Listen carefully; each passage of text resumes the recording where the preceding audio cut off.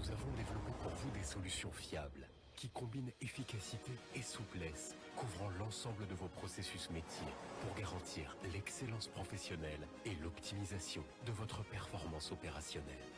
Tout ceci à travers des modules homogènes et finement conçus pour répondre à vos besoins. On va démarrer. La solution Manar offre une intégration front-to-back globale pour des stratégies précises et réfléchies.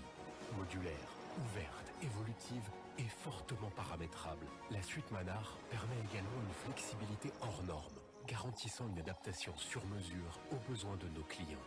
Nous mettons également à disposition de nos partenaires l'expertise et l'accompagnement sans faille de nos équipes, composées de directeurs de projet, chefs de projet et de consultants technico-fonctionnels. Merci Serge, à ton signal, tu me rassures qu'on est en direct et je vais reprendre la parole. Serge, à ton signal. Hein. Mesdames, Messieurs, merci. Nous sommes là pour la deuxième partie de ces échanges. Donc on aura la séance débat numéro 2 et on se pose donc une question. Comment faire pour qu'une personne qui a du capital, il a une épargne, comment faire pour qu'il ait le réflexe bourse? Comment est-ce qu'il fait quand il veut placer son argent pour penser à la bourse? Comment on fait pour qu'il ait suffisamment de produits sur la bourse? Comment on fait pour que lorsqu'une personne vend un actif sur la bourse, très rapidement cet actif-là soit vendu et qu'il puisse récupérer sa mise? Donc on en parle tout de suite avec ce panel. Je voudrais inviter le senior manager Mazar Cameroun. Est-ce que Jean-Abel Siaken est là? Si oui, je vous prie, mesdames et messieurs, de le recevoir. Il est le modérateur de ce panel.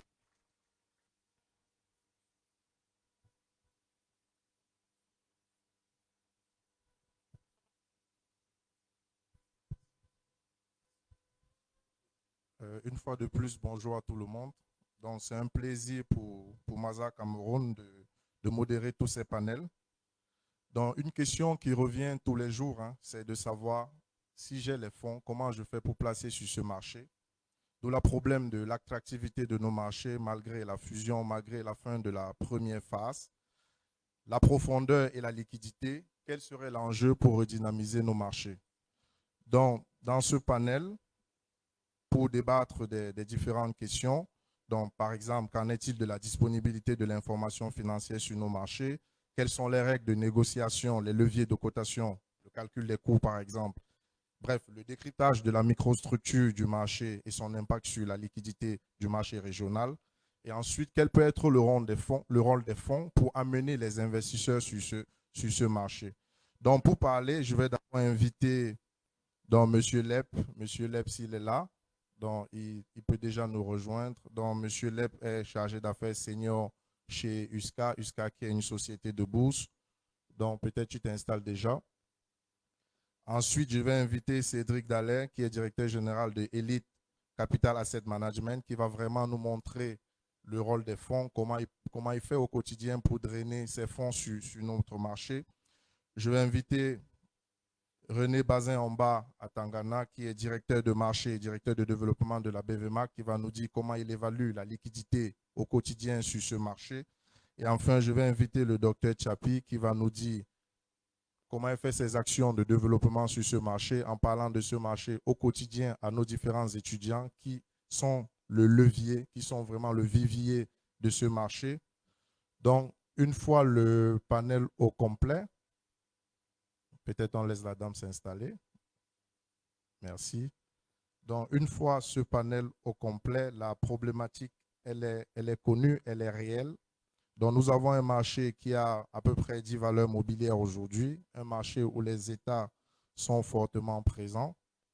La question aujourd'hui, c'est de savoir comment on fait pour rendre ce marché très attractif, comment on fait pour évaluer la liquidité d'abord sur un marché, quel est l'état de la liquidité sur notre marché, quels peuvent être les leviers qui permettront au marché financier régional de la CEMAC d'être liquide, comment dynamiser effectivement le marché à fonds d'investissement.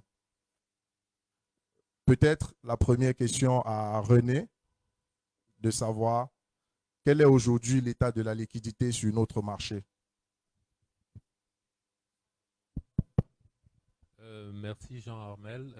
Bonjour à tous les panélistes, bonjour à toute l'assistance. Je vais commencer par donner une indication assez simple pour avoir une idée de notre liquidité. Nous allons calculer ce qu'on appelle généralement le turnover sur notre place. Et pour calculer ce turnover, nous essayons de regarder qu'est-ce qui a circulé sur le marché. Nous comparons la quantité, le volume de titres qui a circulé sur le marché avec le volume total de titres en circulation. Alors, si nous prenons le marché des actions particulièrement qui intéresse la plupart des investisseurs, sur le marché des actions, nous avons environ 1 400 000 titres qui sont en circulation dans la sous-région. Pour l'année 2021, nous avons constaté que environ 14 000 titres ont circulé. Donc, il y a eu 14 000 titres, un volume de 14 000 titres qui a été échangé entre les différents participants. Sur l'année 2022, pour les 3 premiers trimestres, nous sommes à moins de 7 000 titres qui ont été transigés entre les participants, ce qui nous donne des taux de rotation qui sont assez bas, qui sont tous très proches de 1, très proches de l'unité. Et c'est un signal qui n'est pas très bon pour l'évaluation de la liquidité de notre marché. En d'autres termes, une personne qui se retrouverait avec des actions a de très faibles chances de pouvoir les voir circuler sur le marché. C'est ce que je pouvais déjà donner en guise d'introduction, M. Siaken. Donc, vous avez parlé de liquidité, vous avez défini les règles de la liquidité sur notre marché. On comprend qu'il y a beaucoup à faire pour améliorer cette liquidité. Peut-être Cédric Dallet nous dit aujourd'hui comment à votre niveau, une société de gestion d'actifs, vous faites pour vraiment amener les investisseurs ou les différentes sociétés à avoir une meilleure liquidité sur notre marché. Alors, déjà, il faut comprendre ce que c'est que la liquidité d'un marché. La liquidité ici revient au fait que on a dans un marché une offre et une demande qui sont équivalentes.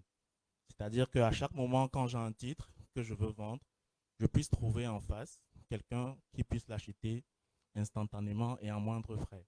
Donc la liquidité ici renvoie au fait de transformer rapidement un actif, un titre en trésorerie liquide, en cash. Au niveau des sociétés de gestion de portefeuille, déjà, il faut comprendre que nous sommes des intermédiaires. Nous sommes des intermédiaires dont le rôle principal est de mobiliser l'épargne auprès du public, et ce public-là nous confie la gestion de cette épargne. Maintenant, à nous, les gestionnaires, par notre pratique, de rentabiliser cette épargne. Et comment est-ce que nous rentabilisons cette épargne? C'est justement en investissant sur des titres, en respectant bien évidemment le couple risque-rentabilité que nos investisseurs nous ont demandé.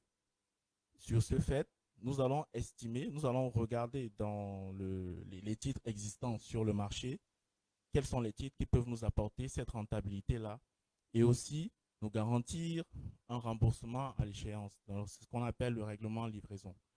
Donc, les sociétés de gestion, nous, ce qu'on fait, on procède par plusieurs étapes. Déjà, pour mobiliser l'épargne auprès du grand public, c'est-à-dire il faut déjà informer le public. En guise d'information, ce que nous, chez Elite Capital, on fait, on commence déjà par aller auprès des entreprises pour présenter déjà nos produits au personnel de l'entreprise. C'est-à-dire que si on arrive dans une entreprise, on estime que cette entreprise-là a un fort potentiel en termes d'employés qui peuvent investir, qui peuvent épargner. Il ne faut pas aussi oublier que notre ressource première, c'est l'épargne. Je parle bien d'épargne, donc une somme qu'on peut mobiliser sur un certain temps pour permettre à ces fonds-là d'être rentabilisés. Donc, je ne parle pas de montant transactionnel parce qu'on peut avoir de la trésorerie disponible qui n'est pas forcément de l'épargne. Donc, nous, on travaille beaucoup plus avec l'épargne. Donc, on va auprès de ces employés.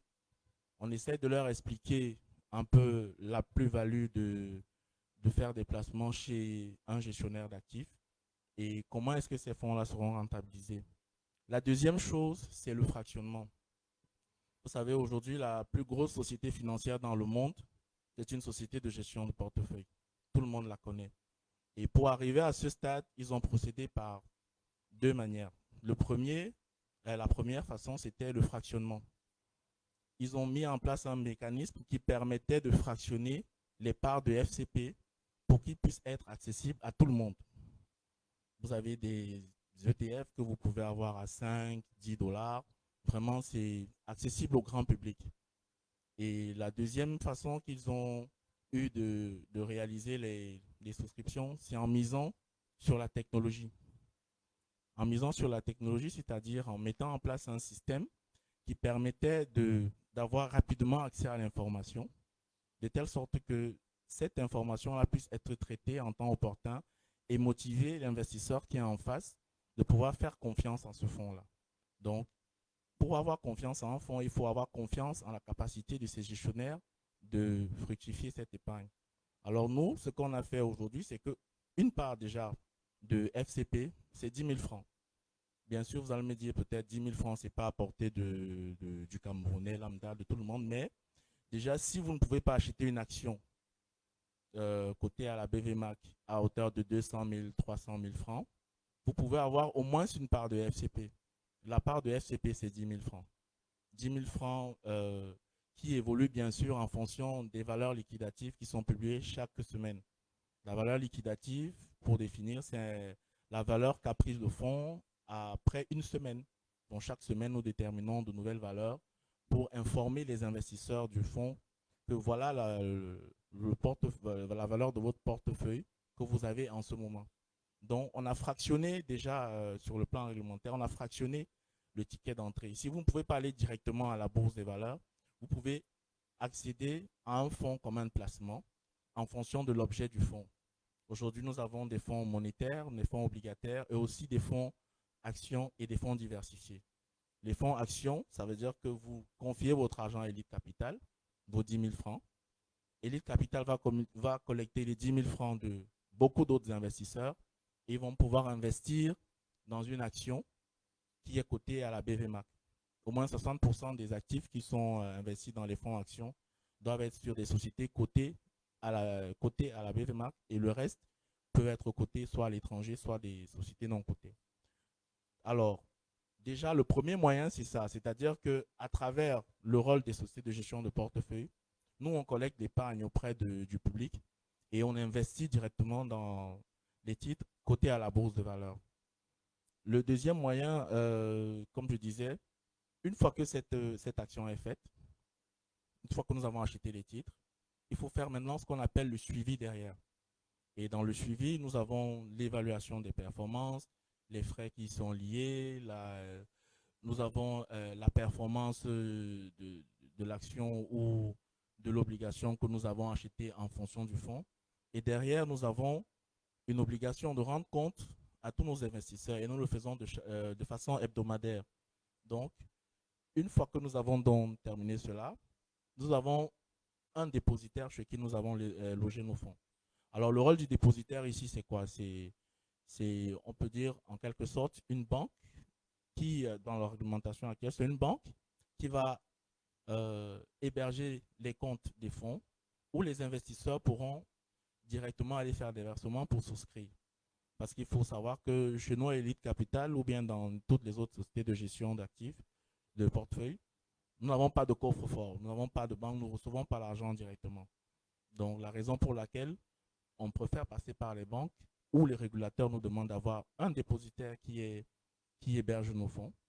Donc, une fois que nous avons dans ces fonds collectés, ça veut dire que nous avons une trésorerie disponible. Une fois que cette trésorerie est disponible, en fonction des opportunités qui se présentent sur le marché, nous pouvons investir directement.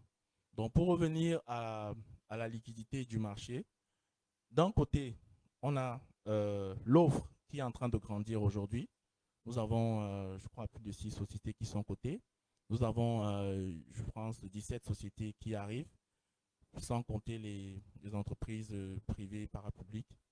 Ces sociétés-là, il y a une offre qui a déjà été élevée. Maintenant, de l'autre côté, pour égaliser, rappelons-nous que la liquidité, c'est d'avoir un marché à l'équilibre, c'est-à-dire une offre qui est équivalente à une demande, c'est-à-dire en face, il y a quelqu'un qui émet ou vend des titres, et de l'autre côté, il faut qu'il y ait des personnes qui puissent acheter ces titres-là. Et pour qu'il y ait ces personnes qui puissent acheter ces titres, les sociétés de gestion de portefeuille doivent jouer leur rôle. Alors, jouer leur rôle, ça veut dire mobiliser les souscriptions auprès du grand public, c'est-à-dire aller vers chaque investisseur, leur expliquer, voilà le bien fondé de ceci, voilà, voilà. Si l'investisseur estime que ce produit est intéressant, il va souscrire soit au FCP, soit il peut aussi souscrire directement à, au produit sur le marché, mais en passant bien évidemment toujours par un intermédiaire. Alors le rôle du gestionnaire ici, c'est de s'assurer que on appelle ça une gestion, une délégation de gestion. C'est-à-dire vous me confiez votre argent de gérer sur le marché financier. Vous me donnez votre argent, vous me dites, OK, voilà, je voulais investir sur le marché financier, je ne sais pas comment ça se passe. Vraiment, vous vous y connaissez, essayez d'investir pour moi et en retour, j'attends un certain rendement. On tombe d'accord sur les termes et ensuite, on vous dit, voilà le fonds que nous vous proposons, voilà, voilà. Et derrière, nous, on prend cet argent pour aller justement acheter des titres. C'est un peu le cadre dans lequel les sociétés de gestion fonctionnent actuellement.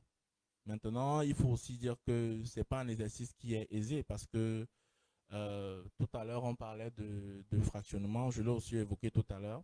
Le fractionnement ici se fait au niveau peut-être de la part, mais la méthode de souscription aussi peut paraître comme un frein parce qu'il faut passer par une banque, il faut. Tout ça, c'est en relation justement avec des KYC qui nous sont imposés soit par le régulateur, par le règlement communautaire aussi sur la lutte anti-blanchiment. Mais pour le stade auquel notre marché se trouve, ce sont des éléments importants. En voulant digitaliser, ce qui est une très bonne chose parce que tout à l'heure, le DG parlait des SIM ou à partir desquels on pouvait faire des transactions sur le mobile money. Mais il faut comprendre aussi que ces souscriptions-là aussi, pour que le grand public ait accès à ce type de financement, à ce type de produit, il faut aussi retenir qu'il y a des limites par, par opération chez les telcos. Et en plus de cela, les opérateurs de telco aussi, ils chargent des frais. Ils chargent des frais parce que ces frais-là, c'est généralement les frais qu'ils chargent sont peut-être équivalents aux frais de gestion que les gestionnaires de portefeuille eux-mêmes chargent sur la gestion de leur portefeuille. Si vous voulez mobiliser des fonds sur Orange Money ou MTN Mobile Money par exemple, et vous vous chargez 1,5% par rapport à toutes les sommes que vous aurez mobilisées, ça c'est ce que vous avez vendu à votre client comme frais de gestion. Maintenant, si en plus de cela, vous ajoutez vos frais de gestion, vous allez vous retrouver quasiment à du 2-3%, alors que au départ, le client était censé payer 1,5% sur la gestion. Donc, c'est ce genre de frein-là qu'il faut aussi essayer de réfléchir. Mais nous, en tant que gestionnaire d'actifs, on mobilise l'épargne, on investit pour le compte des clients, on essaie de leur obtenir le meilleur couple de rendement risque qui existe sur le marché. Et une fois que c'est fait, voilà, en fonction des besoins du client, il peut soit décider d'augmenter sa mise, soit de faire un rachat. Maintenant, il y a aussi la multiplication des souscripteurs. Parce qu'on peut aller vers les personnels des entreprises, par exemple, mais il faut aussi amener les entreprises, par exemple, à créer ce qu'on appelle des retraites complémentaires, des fonds, des mutuelles. Plusieurs entreprises ici ont des assurances maladie, ont des assurances ici, mais dans ces entreprises-là, on n'a pas vraiment de plan de retraite complémentaire. C'est vrai qu'avec le droit comptable OHADA qui exige désormais de constituer des indemnités de fin de carrière pour pour les employés, généralement, ce sont des charges non décaissées, c'est-à-dire que l'entreprise va constituer dans ses livres une provision où à terme, elle va peut-être décaisser le montant de l'indemnité si l'employé va à la retraite. Alors que en constituant parfaitement un fonds, c'est-à-dire en confiant cette gestion-là à un fonds où l'entreprise va prélever une certaine partie du salaire de l'employé et elles-mêmes contribuer d'une certaine manière, cette gestion devient externalisée, ce qui fait que ça constitue une autre très grosse source d'épargne qui pourra être placée parce que la duration sur ce type d'épargne-là va chercher entre 10 et 15 ans, alors que sur le marché actuellement, on a des titres qui vont 5, 6 ans, voire 7, peut-être 8. Donc, ça fait déjà c'est un moyen pour le marché encore d'avoir beaucoup plus de liquidités pour pouvoir investir sur les titres. Donc, il y a le développement de ces nouveaux produits-là. Et avec la réglementation, maintenant, on a parlé des fonds communs de placement entreprise qui ressemblent aussi un peu à ça, dont le règlement en général reviendra sûrement dessus, avec la tarification aussi, les fonds communs de placement immobilier. Bref, toute cette panoplie de produits-là contribueront à développer l'offre, à développer le financement du marché, ce qui permettra d'égaliser l'offre, la demande de financement qui est en train de se présenter sur le marché et sur lequel à laquelle il faudra répondre. Donc, Cédric, ce que je retiens, c'est pour les sociétés de gestion d'actifs, il faut fragmenter, il faut travailler pour avoir de nouveaux clients, afin d'avoir une bonne liquidité sur ce marché. Mais ce que je retiens aussi, c'est vrai qu'il faut penser au mobile money, mais il y aura beaucoup de frais. J'ai envie de poser la question maintenant à M. Lep, celle de savoir, est-ce que finalement aujourd'hui, la liquidité, ça touche aussi les sociétés de bourse? Si oui, comment vous faites au quotidien pour pallier à ce problème de liquidité, d'attractivité de notre marché?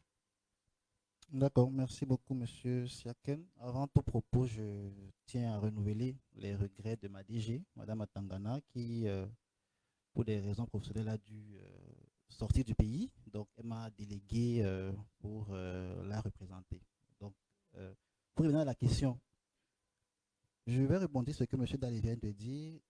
La liquidité est déterminée par l'équilibre entre l'offre et la demande. Donc, nous, en tant que société de bourse, on intervient au niveau de l'offre parce qu'on accompagne les émetteurs. Et sur ce plan-là, nos actions sont véritablement diverses. Mais avant de revenir même à ce que nous faisons, je veux me permettre de faire un diagnostic pour essayer d'expliquer un peu pourquoi nous en sommes là où M. Oumba vient de dire, avec un taux de turnover de 1% sur les années qui se suivent. Le fait est que nous sommes dans un marché où on a une base d'investisseurs étroite. Sur la plupart des sorties obligataires qu'on a sur le marché financier, les banques absorbent à peu près 80-90% des titres qui sont émis, et ça répond pour elles à un besoin stratégique en fait. Elles ne viennent pas acheter pour revendre ensuite, elles achètent parce qu'elles ont de la liquidité et il faut la faire fructifier vu qu'on ne donne pas les prêts comme on aimerait en termes de politique de crédit. Donc, à côté, il y a les assureurs qui viennent eux aussi pour fructifier une ressource qu'ils devront reverser plus tard. On n'est pas dans des conditions qui favorisent en fait la liquidité, dans ce sens que ceux qui viennent acheter n'achètent pas avec l'intention de remettre sur le marché plus tard. Donc, il est impératif d'élargir la base d'investisseurs. Ça, c'est un premier diagnostic. Le deuxième, c'est au niveau de l'offre. Monsieur Oumba dit qu'il y a 1,4 million de titres compartiment actions en circulation. Ça peut paraître important, mais c'est assez peu en fait. L'idée derrière ce que monsieur le DG de la BMA disait tout à l'heure en termes de fractionnement des valeurs, c'est qu'il faut augmenter la quantité, mais également adresser le sujet de l'accessibilité. Les titres qui sont cotés à 200 000, 47, 43 et autres ne sont pas accessibles à qui veut en fait. Ce n'est pas le tout venant qui peut venir à la bourse dire que j'achète, parce qu'il faut avoir la ressource. Et donc, pour l'avoir, il faut fractionner, il l'a dit. Mais à côté, il faut également tenir compte des paramètres macroéconomiques parce que nous sommes dans un pays où le chômage est ce qu'il est. Pour pouvoir investir, il faut avoir de la ressource. Pour avoir la ressource, il faut pouvoir travailler, il faut avoir un revenu. Donc, à côté, il y a les sujets de l'inflation actuellement qui également amenuisent le pouvoir d'achat des investisseurs. Donc, avant d'adresser les sujets, il faut, à mon sens, d'abord que le cadre macroéconomique favorise suffisamment le déploiement des investisseurs qui voudraient venir sur le marché. Donc, maintenant, je reviens à la société de bourse. Donc, nous, comme je l'ai dit tantôt, on est du côté des émetteurs. Nous les approchons pour comment dire ça, les mettre à niveau, en quelque sorte, par rapport aux besoins du marché. Et on les accompagne en termes de stratégie d'émission de titres. Et sur ce plan-là, je tiens à dire que c'est également un fait qui a été relevé ce matin. On est dans une ère où il y a des listes qui viennent des États en termes d'entreprises qui seront prochainement admises à la côte. Mais l'offre, ce n'est pas seulement la quantité, ça doit aussi être la qualité. C'est-à-dire que on aura beau dire qu'il faut que toutes les entreprises passent à la bourse, ce n'est pas pour autant qu'en face, il y aurait des gens qui seraient prêts à acheter les titres qui seront émis par ces entreprises-là. Donc, il y a la question de la qualité du papier qui est proposé.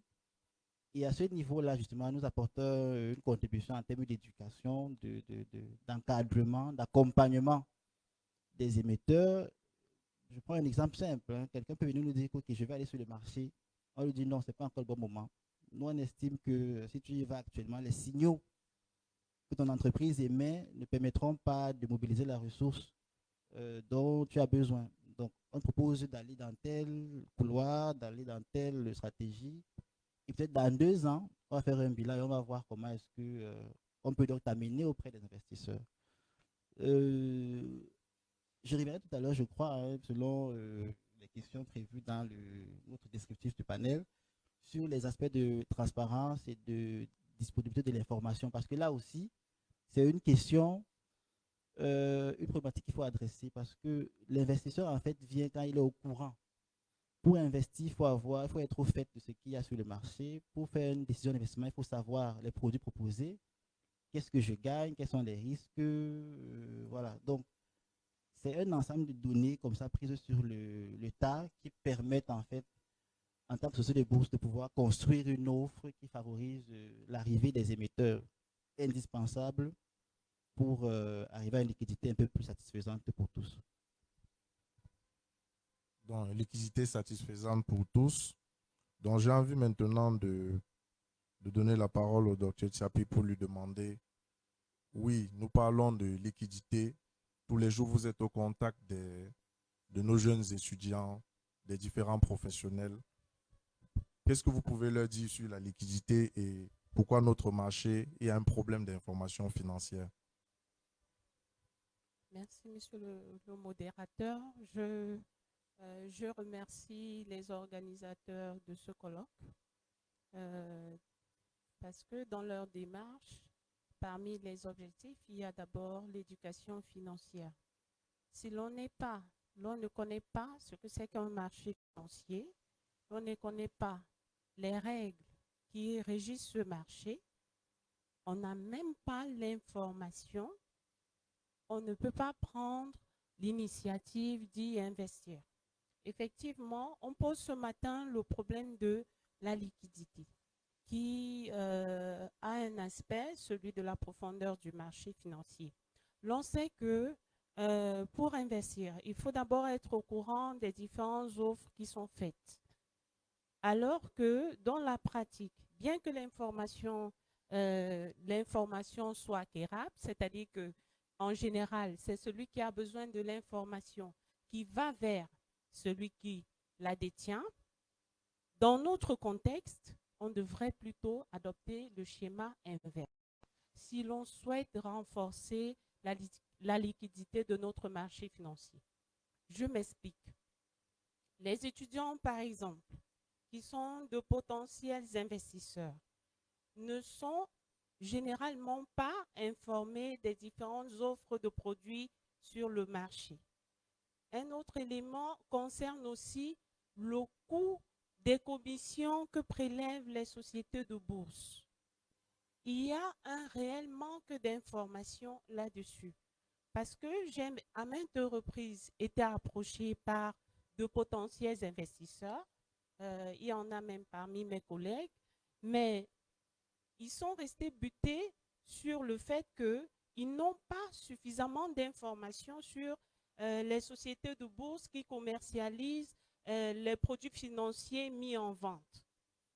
Ce qui est un véritable blocage en pratique, étant donné que l'on souhaite, au-delà d'avoir des investisseurs institutionnels, avoir également des particuliers, quelle que soit leur couche sociale, leur pouvoir d'achat ou leur pouvoir d'acquisition de titres. Et au passage, je loue l'initiative de la société Jara qui a décidé de faire une communication de proximité en se rendant auprès des étudiants, leur expliquant le bien fondé de l'investissement, en proposant à cette occasion des titres publics qu'elle mettait en vente à partir du montant de 1000 francs. Ce n'est que de cette manière que l'on peut élargir la base d'investisseurs en mettant l'information à disposition des potentiels investisseurs, y compris des particuliers. Généralement, ils sont informés à travers les showrooms qui sont organisés lors des émissions des emprunts obligataires qui sont généralement faits à travers nos États, les sollicitations de nos États, mais ce n'est pas suffisant. En dehors de ce procédé-là, et en général même, le coût de la valeur d'un titre, tel que l'ont dit les précédents panélistes, pose véritablement un problème. Parce que je pense que si l'on procède au fractionnement des actions, au fractionnement du montant des titres, on aura plus d'investisseurs. Parce que l'aversion au risque n'est pas la même. Les particuliers sont plus réticents à l'investissement que des investisseurs institutionnels qui, au préalable, sont avertis. Et donc, en procédant au fractionnement, l'on facilite l'augmentation des souscripteurs. Par ailleurs, l'on posait ce matin le problème des PME qui sont en manque de financement.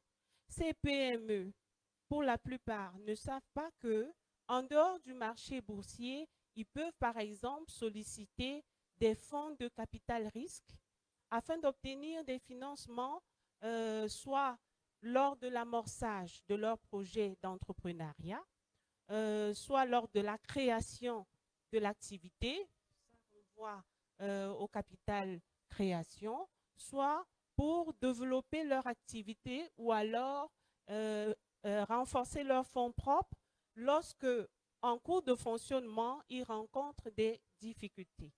Et donc, le maître mot est celui de l'information et précisément de l'éducation financière, à la fois des investisseurs, dans la catégorie des investisseurs des particuliers, et également la formation des émetteurs sur les possibilités de financement qu'ils peuvent avoir afin de mettre plus de titres sur le marché. Parce qu'on ne peut pas acheter ce qui n'existe pas.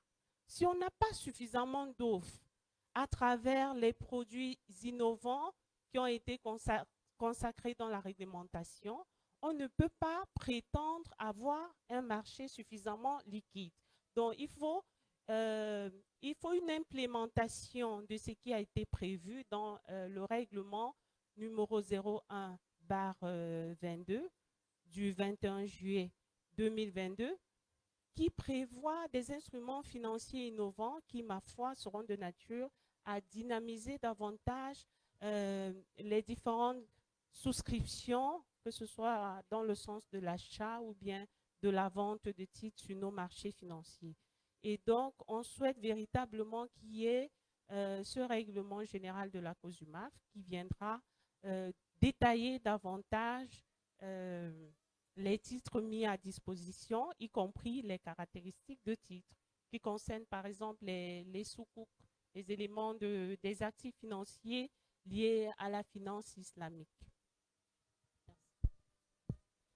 Merci beaucoup, madame. Donc, après le premier tour de table, on se rend compte qu'il y a un réel problème de liquidité sur ce marché. On a bien compris que la liquidité était liée à la profondeur et à l'attractivité de notre marché.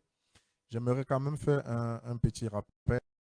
Une dernière introduction en bourse, c'était la régionale qui avait émis des actions sur notre marché. Ça avait été sous-souscrit. Donc, ça avait été la valeur recherchée, on n'a pas atteint l'élément recherché. Alors que pour les emprunts obligataires, par exemple, c'est toujours souscrit. Pour les autres emprunts non souverains, c'est généralement souscrit aussi.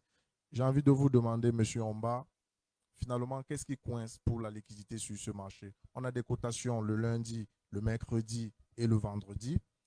On a des organismes qui font des émissions et derrière, les investisseurs ne suivent pas. En termes d'information, qu'est-ce qui peut coincer? Quelles peuvent être les limites aujourd'hui à l'attractivité de ce marché? Pour répondre à votre question, je pense qu'il faut qu'on distingue clairement deux aspects de la liquidité. Premièrement, nous avons la liquidité du marché dans sa globalité, mais nous avons aussi la liquidité qui est liée à chacun des instruments qui est mis sur la place du marché. C'est-à-dire que nous n'avons pas la même liquidité pour, par exemple, un titre X que pour un titre Y. Donc, cette liquidité-là qui est intrinsèque à chaque valeur qui est mise sur le marché dépend à la fois de la valorisation, de la perception que les investisseurs ont de l'actif en question. Elle dépend également de la quantité, du volume de titres mis en circulation pour chacun des titres. Nous avons aussi un autre élément très important, c'est celui que vous avez évoqué, celui de la valorisation de l'action. Comment est-ce que la valorisation a été faite? Est-ce qu'elle elle est juste ou alors elle n'est pas juste le fruit d'une, comment je peux dire ça, d'une idée qu'on a de sa propre société. Donc ça impacte énormément la valorisation intrinsèque de l'actif même. Ensuite, nous avons la valorisation, la liquidité plutôt, la liquidité du marché dans sa globalité. En ce qui concerne la liquidité du marché dans sa globalité, nous avons affaire à la microstructure du marché. Et à ce niveau, c'est la bourse qui interviendrait. Par microstructure, on peut globalement entendre tout ce qui concerne l'environnement économique, réglementaire, tout ce qui entoure les transactions, tout ce qui encadre les transactions. À ce niveau, au niveau de notre marché, en ce qui concerne la BVMAC, je peux revenir sur trois aspects de la microstructure de notre marché. Premièrement, nous avons le moment de la cotation. Alors, je n'apprends rien à personne ici. On l'a dit dès le départ que la plupart des gens ici sont des initiés. Nous avons soit un marché au fixing ou un marché en continu. Alors, selon que l'on adopte l'un ou l'autre des marchés, on peut avoir un impact sur la liquidité.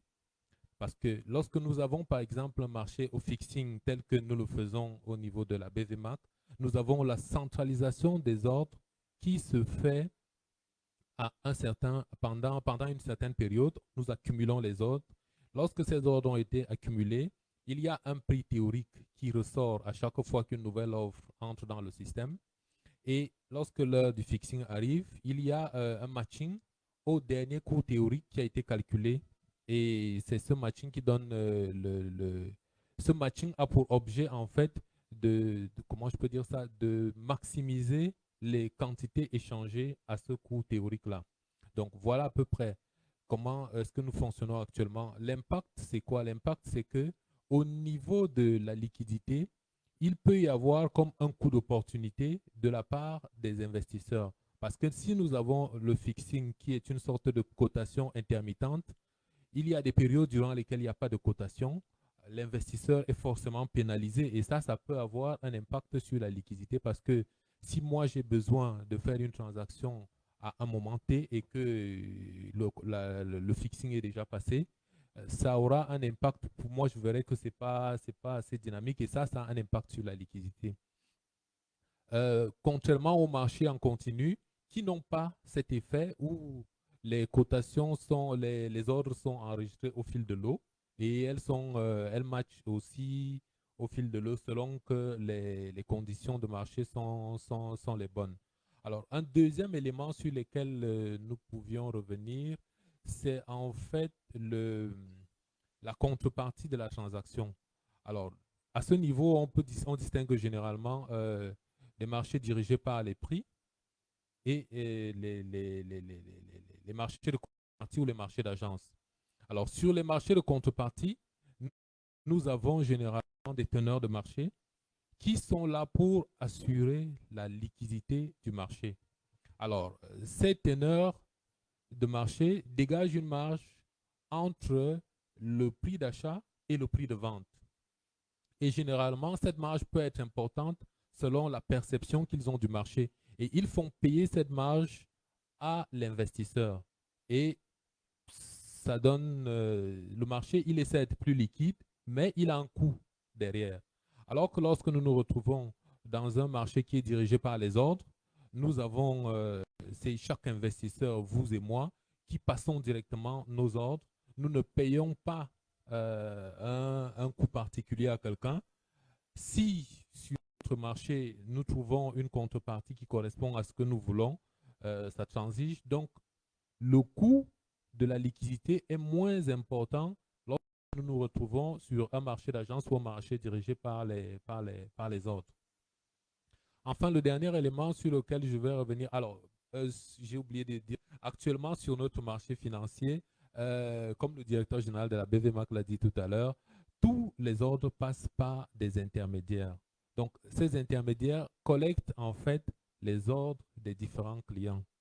Je n'ai pas le détail de la pratique. Peut-être mon confrère panéliste ici nous dira, est-ce que les sociétés de bourse vous ajoutez quelque chose? Mais je ne pense pas, parce que vous ne jouez pas le rôle de teneur de marché, je pense. Donc, vous transmettez simplement les ordres, vous vous assurez que les ordres sont conformes à ce que la BVMAC exige et vous les rentrez dans le système. Donc, ça ne correspond pas à ce que nous avons dans d'autres cieux où, en fait, il y a des teneurs de marché qui assurent et qui garantissent une certaine liquidité contre un certain coût. Donc, nous voyons que là, il y a un élément qui peut être un frein à la liquidité, à la faible liquidité que nous observons sur notre marché. Enfin, nous avons le dernier élément sur lequel je voudrais revenir sur la microstructure du marché, c'est celui de la localisation des transactions. Alors, généralement, on distingue les marchés qui sont centralisés en un point, mais nous avons aussi des marchés qui sont décentralisés. C'est ce qu'on constate, par exemple, lorsque des bourses se mettent ensemble et peuvent coter le même actif à des heures différentes.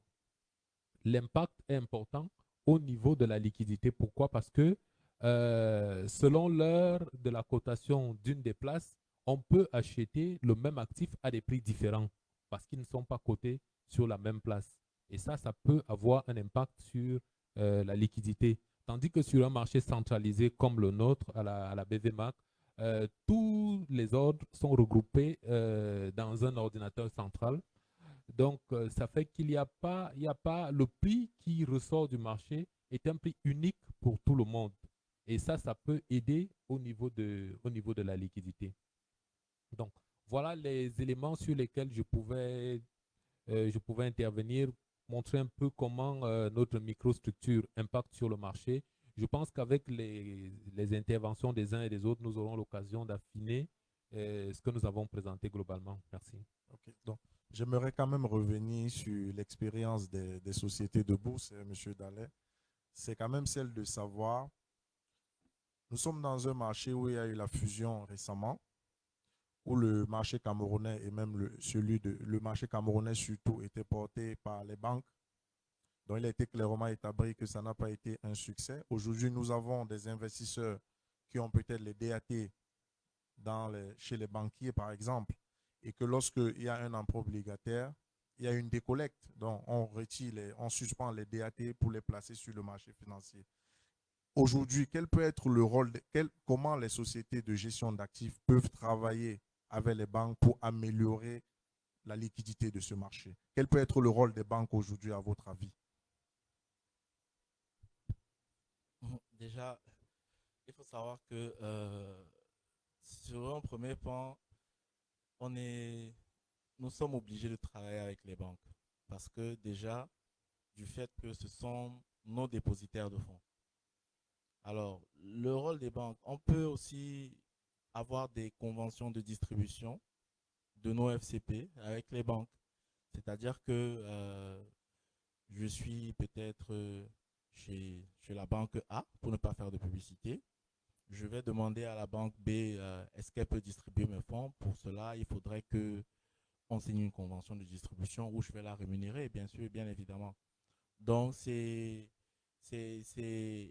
un modèle qui est déjà mis en place, qui est même pratiqué par beaucoup de mes confrères aussi, la distribution des FCP. Mais je vais revenir un peu sur la mobilisation de l'épargne en elle-même. C'est-à-dire quand on fait un emprunt obligataire, vous dites qu'on se rend compte que les banques ne suivent pas ou alors il n'y a pas de réel engouement. Je voulais vous faire comprendre, je voulais vous faire remarquer que la plus grosse épargne actuellement est captée par les banques, les sociétés d'assurance, les mutuelles, les caisses de retraite. Donc, une fois que vous avez ces catégories d'épargnants dans votre portefeuille, vous pouvez suivre en fonction de vos attentes, de vos rendements attendus. Vous pouvez suivre une émission en fonction de vos objectifs de gestion et en fonction aussi dans la limite de vos ratios internes. Donc, les banques ce sont nos partenaires. Nous ne sommes pas concurrents au sens propre du terme. En plus de cela, les banques gèrent aussi des moyens de paiement, ce que nous, gestionnaires d'actifs, nous ne faisons pas. Nous ne gérons que de l'épargne que nous pouvons placer directement sur les marchés financiers. Donc, pour mobiliser cette épargne-là, ça revient encore à ce que nous disons d'habitude. Pour faire suivre des émissions, il faudrait déjà regarder en face la qualité de l'émetteur. Qui émet les titres? Est-ce que la personne qui émet les titres-là, est-ce que j'ai accès à son information? Si son information est disponible, où est-ce que je peux la trouver? Comment je peux vérifier son information? Première chose. La deuxième chose, c'est que du côté du gestionnaire d'actifs, je peux vous assurer que pour mobiliser une épargne dans une société, dans une SA, un conseil d'administration, c'est plus difficile que de mobiliser une épargne chez un particulier. Je m'explique. Quand vous allez vers un client qui a un conseil d'administration, vous lui présentez le FCP, c'est beau, les rendements et tout, voilà, ou bien même un mode de gestion. Vous dites, oui, c'est bien beau, mais vos trucs là, vraiment, nous, on préfère les banques. Nous, on n'est pas habitués avec vos choses de bourse là. Et en plus, même, vous savez que ce n'est pas l'arnaque, vos choses que vous faites là. On dit, c'est un peu les difficultés auxquelles nous sommes butés sur le terrain. Donc, on amène donc les dirigeants à comprendre déjà le produit. Une fois que eux, les dirigeants ont compris le produit, il faudrait qu'ils fassent comprendre le produit à leur conseil d'administration. Chose encore difficile. Donc là, c'est une double difficulté. Maintenant, comment est-ce qu'il faut faire pour concerner ça? Je pense qu'il faudrait aussi former les administrateurs sur les produits de gestion de portefeuille ou bien sur les sociétés de bourse. Parce qu'à contrario, quand il faudra mobiliser les fonds, on va leur dire, écoutez, on peut passer par le marché financier pour mobiliser. On dit, ah oui, c'est intéressant, là-bas on paye moins et tout. Mais sauf que derrière, quand vous leur vendiez le produit de placer justement dans un fonds pour acheter des titres, ils vous disaient que c'est un peu compliqué. Donc, c'est ces difficultés-là à laquelle nous sommes butés tous les jours, mais on y travaille dans la communication, justement, dans les formations, parce qu'il faut pas dire que, il faut reconnaître quand même qu'il y a des avancées qui se font sur ce domaine.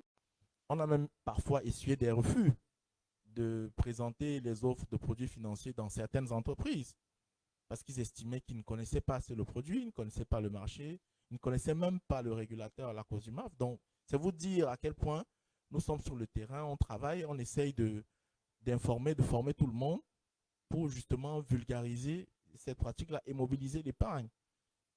Une fois que c'est fait, on forme les administrateurs, on forme les dirigeants, on forme le personnel à ces différents types de produits d'épargne-là. Le troisième volet, c'est la sécurité et la fiabilité. Sécurité et fiabilité, c'est-à-dire quoi? Quand je mets mon argent quelque part, je voudrais au moins pouvoir le récupérer au moment voulu, quand j'en aurai besoin. C'est-à-dire quoi? C'est-à-dire, j'investis dans un titre, qu'est-ce qui me garantit qu'à l'horizon souhaité, je vais récupérer mon argent? Ça, c'est le basique de la réflexion de quelqu'un qui veut investir, qui n'est pas habitué au marché financier. Il ne se dit pas, je mets mon argent pour perdre. Non. Alors que normalement, l'investisseur, quand il met une somme quelque part, ça veut dire qu'il prend un risque. Il peut perdre comme il peut gagner. Tout comme vous pouvez décider de garder votre argent sur vous, vous vous faites agresser, vous perdez cet argent. Vous pouvez décider de le garder sous le matelas, la maison prend feu, l'argent part en feu. Ou alors, vous pouvez aussi décider de dire, OK, bon, moi je connais les produits bancaires classiques, je vais mettre ça dans un compte en banque, la banque fait faillite. Ou vous mettez dans une compagnie, dans un établissement de microfinance et le lendemain, le promoteur est parti. Donc, c'est autant de choses qu'il faut faire comprendre aux gens, c'est que toute activité liée à la finance est risquée. Même le fait de porter de l'argent sur soi, c'est risqué. On essaie donc d'éduquer toutes les couches des entreprises, que ce soit les employés, les administrateurs, les dirigeants, tous ceux qui sont de près ou de loin liés dans les stakeholders de ces entreprises-là. Donc, je disais tout à l'heure que c'est plus facile pour moi de collecter l'épargne d'un particulier quand je lui explique le produit parce que la décision lui revient à lui seul de savoir si j'investis ou pas en fonction des garanties ou bien des explications qui m'ont été fixées. Donc, là, on parlait de sécurité. Maintenant, en termes... tout à l'heure, on va revenir sur les incitations fiscales aussi, toujours dans le même sens de mobiliser l'épargne. L'incitation fiscale aura aussi effectivement son rôle à jouer parce que si on paye moins d'impôts sur un revenu qu'on peut générer en allant sur le marché, forcément, on sera forcé peut-être, on serait tenté de préférer ce type de placement-là à un autre. Donc, et aussi en termes de diversification, il faut comprendre que c'est un outil très intéressant dans la mesure où en plus des autres sources de placement que les entreprises font, il peut aussi avoir ce type de placement là-dedans. C'est d'aller vers les agents économiques, d'aller vers les partenaires pour leur faire comprendre que voilà un peu le marché qui est ouvert, qui attend tout le monde, qui attend les contributions de tout le monde et pour qu'ensemble nous puissions le dynamiser. Donc maintenant, tout dépendra aussi du professionnalisme du gestionnaire, et derrière du sous-jacent sur lequel il voudra investir. Donc, c'est pour dire que les banques sont incontournables dans cette activité pour le moment, parce qu'on n'a pas encore trouvé le moyen de faire une souscription par PayPal ou par Litchi, où on va directement acheter les parts de FCP sur Litchi ou bien sur PayPal. On est obligé de passer par le compte du fonds ouvert dans une banque et cette banque-là qui est dépositaire, qui a le rôle de s'assurer que l'argent que le client, que l'épargnant, le souscripteur du fonds a mis sera utilisé à des fins qui sont détaillées dans la note d'information du fonds. C'est-à-dire que si le fonds a pour objectif d'investir sur des actions cotées à la bourse, si la banque si par exemple le gestionnaire donne un ordre à la banque de virer la somme qu'il a perçue sur un autre type d'actif, la banque peut effectivement bloquer cette transaction en disant que ça n'obéit pas à la note d'information qui a été validée par le régulateur, la COSUMAF.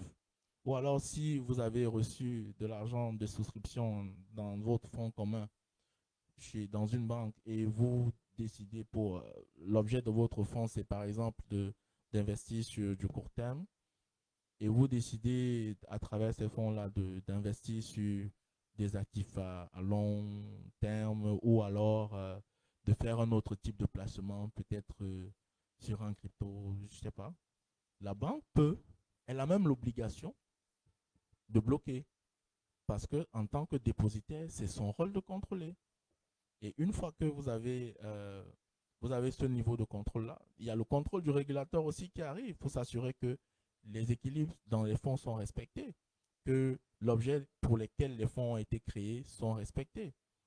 Et après ce niveau de contrôle encore, il y a les commissaires aux comptes qui viennent s'assurer que pour chaque fonds, tout est respecté, que ce soit sur le plan réglementaire, que ce soit sur le plan des contrôles, de la comptabilité.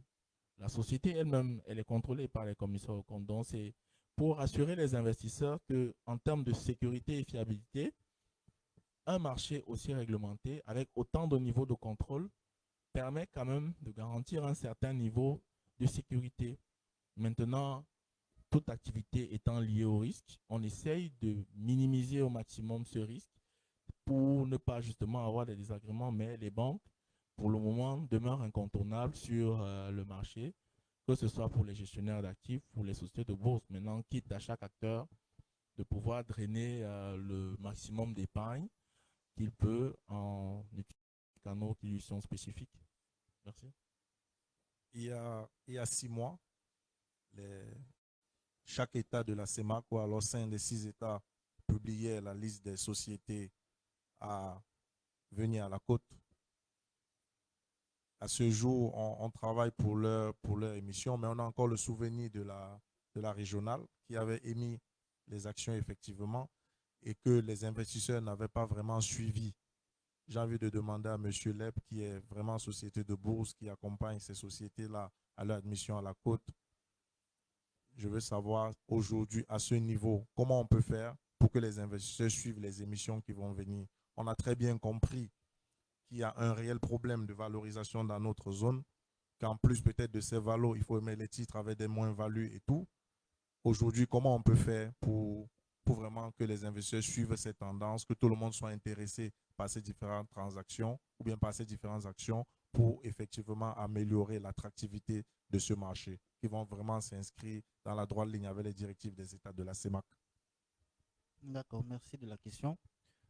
Je l'ai dit tantôt, la problématique primaire pour amener l'investisseur à s'intéresser à une valeur, c'est comment dire ça, c'est qu'il perçoit de l'émetteur, je vais dire.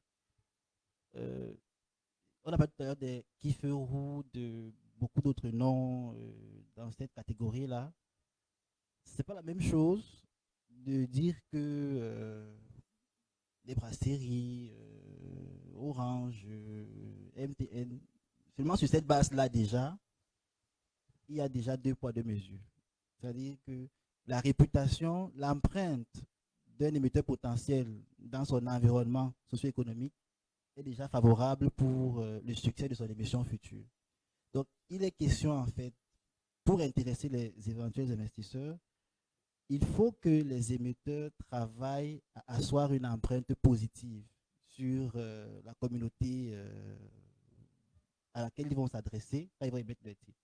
Ça, c'est le premier point. Le deuxième point, pour l'investisseur, c'est effectivement qu'est-ce que je gagne au-delà de ce que l'entreprise me paraît être rentable, bien tourné, qui tourne bien, elle est crédible, elle a des résultats intérêts satisfaisants. Qu'est-ce que je gagne? Il y a la question de la fiscalité qui a été évoquée tout à l'heure par M. Dalé. Jusqu'ici, il y a un pas. C'est-à-dire que l'IRCM sur les valeurs mobilières est de 10% actuellement, je crois, au lieu de 16,5% sur les comptes d'épargne. C'est-à-dire qu'il y a une bonification de 6,5%. Maintenant, il reste que sur le compte d'épargne, il y a un plafond de déclenchement. C'est-à-dire qu'il faut atteindre un niveau d'intérêt pour être imposé. Alors que celui qui vient sur les actions, même s'il a 100 francs, dans les 100 francs, on va lui dire qu'on prend déjà l'IRCM. C'est déjà un pas, mais ce n'est pas encore suffisamment incitatif pour encourager de tout venant à venir prendre des actions. Un autre point, la valorisation. Tout à l'heure, c'est M. Omba qui le disait, il y a des promoteurs qui ont une idée arrêtée de la valeur qu'ils veulent, de leur valeur, c'est-à-dire de leur titre, pour ne pas faire la tautologie. Il dit, ça doit coûter 50 000. Vraiment, structurer un truc, faites en sorte que au bout, on tombe à 50 000.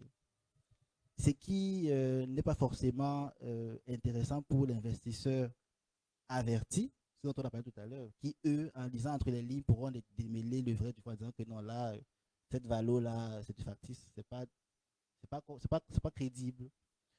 Donc, au niveau des émetteurs, maintenant, il y a une nécessaire mise à jour en termes de transparence. C'est-à-dire que est-ce que le gars qui est à Macaque, chez moi là-bas, si je m'en vais m'adresser à lui pour lui dire que je viens sur le marché, est-ce qu'il saura ce que je fais? Est-ce qu'il saura quels sont mes délais de service. Est-ce qu'en fait, il ne faut pas seulement que ça nous donne des informations qui viennent dire à l'investisseur que voilà ce qu'il a fait. C'est un cadre légal, c'est le minimum à faire.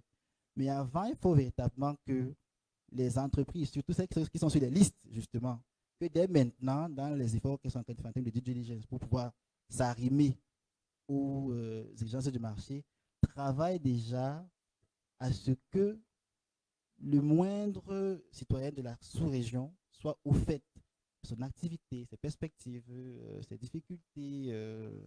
Voilà, c'est tout ça mis ensemble qui permettra à la fin que quand ces émetteurs-là arriveront effectivement sur le marché, que les titres qu'ils vont apporter soient peut-être pas arrachés par les émetteurs, mais qui soient grandement, peut-être pas dire totalement souscrits, tels qu'ils auront sollicité que ce soit le cas.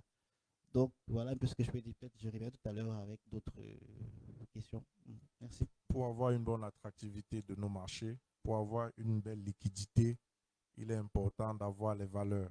C'est peut-être en ce sens que le règlement de juillet de la COSUMAF, le règlement de juillet 2022 de la COSUMAF a émis de nouveaux produits, notamment les actifs numériques, la finance islamique, le crowdfunding et autres.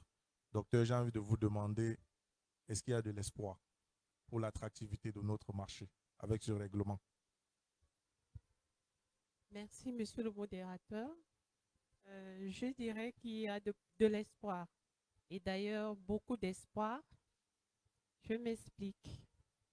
Parmi les produits innovants, on a d'abord des produits de capital risque qui peuvent permettre à nos PME de renforcer leurs fonds propres. Et bien avant le renforcement des fonds propres, je vais parler de l'amorçage de l'activité. Les PME aujourd'hui ont leur sempiternel problème de manque de financement. Et cela concerne surtout des petites PME. C'est vrai que monsieur le directeur général a dit tout à l'heure qu'il faut que l'on revoie la définition même de la PME parce que l'approche bancaire de la PME n'est pas la même que celle de l'État.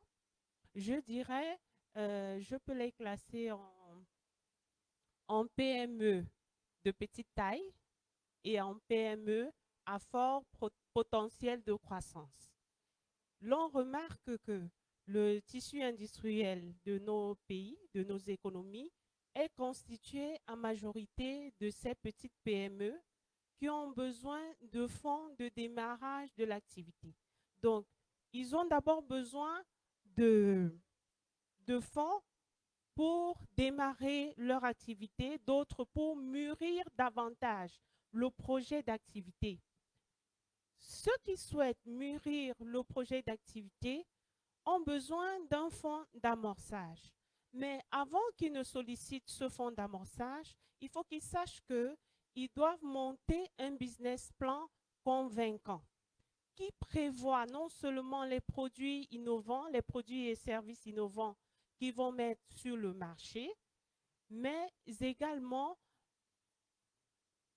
préparer une politique d'autofinancement pertinente. Parce que pour bénéficier des produits innovants, notamment ceux du capital risque, il faut avoir un projet de société qui définit de façon claire les cash flows de l'entreprise, à savoir les besoins, les ressources, qui prévoit également des scénarios de difficultés de l'entreprise. Si tout cela n'est pas bien ficelé dans le business plan, nos PME ne pourront pas bénéficier de ces outils innovants qui sont mis à disposition par le régulateur. Au-delà de cela, on a la catégorie de produits sous cook, par exemple. C'est vrai que le règlement CEMAC pourra apporter plus de détails là-dessus, mais c'est un produit qui peut nous permettre de capter des fonds jusqu'à l'international, notamment des pays qui sont intéressés par les préceptes religieux, précisément ceux de l'islam. Mais pour bénéficier de ces fonds, encore une fois, nos entreprises doivent travailler la confiance, la transparence dans l'information comptable et financière mise à disposition des différents pourvoyeurs de fonds. Si cela n'est pas fait, c'est que les textes seront là, ils seront complets, ils seront beaux, mais ils ne pourront pas produire des résultats escomptés. Il faut donc une transformation parce que dans la pratique, on a par exemple des sociétés qui ont jusqu'à 5 comptabilités. Une comptabilité pour le fisc, une comptabilité pour les actionnaires, une autre pour les obligataires et je ne sais qui d'autre. Donc, il faut un travail de mentalité. Qu'on éduque nos différents émetteurs, nos différentes PME à être sincères, à communiquer une information comptable sincère, susceptible d'être vérifiée par ces différents fonds, ces pourvoyeurs de fonds. Et aussi, mettre l'information à disposition des différentes sociétés. Parce que s'ils ne sont pas informés que l'on a la possibilité de solliciter des financements qui ne soient pas boursiers, alors ils vont demeurer dans leur plainte permanente qui est celle de l'accès au financement. Il faut qu'ils soient d'abord sincères pour bénéficier de ces différents financements et par conséquent bénéficier des différentes réformes entreprises par le comité ministériel de la CEMAC. Par ailleurs, il y a un élément qui est lié à la réforme des conditions d'admission des PME à la bourse. Parce que lorsqu'on est dans le marché des sociétés non cotées, pour ces sociétés en capital investissement, ils investissent parce qu'ils veulent soutenir un projet, donner la possibilité au maximum des PME de se développer aussi.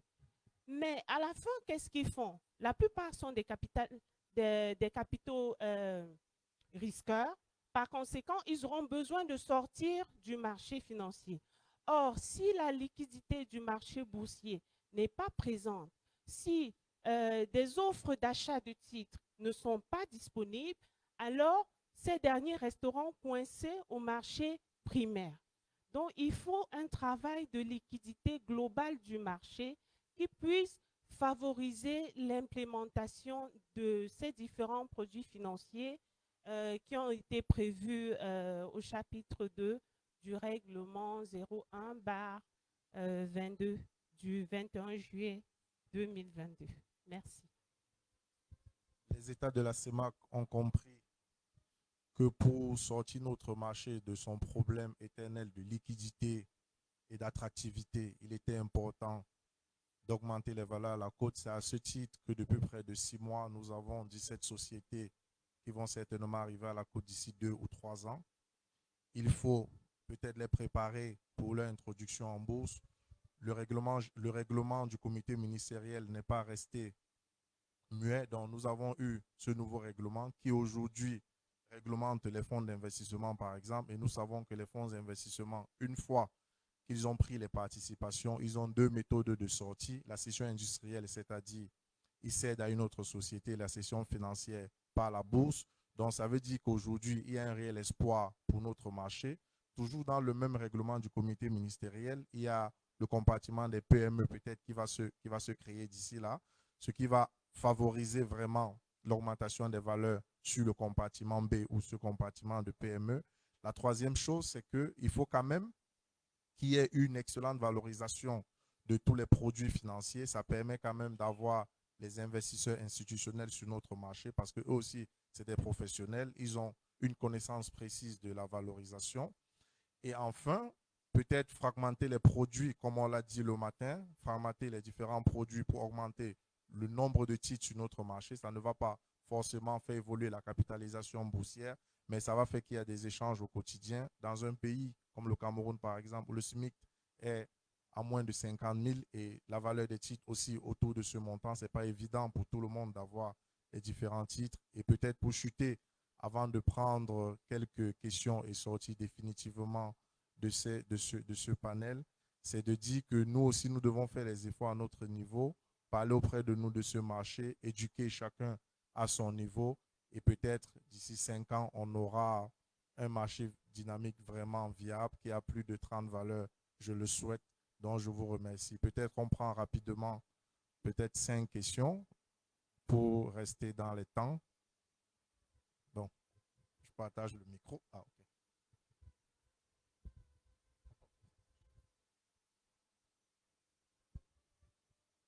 Eh bien, ok. Donc, vous avez ouvert tout à l'heure, mais là, je vais commencer par derrière.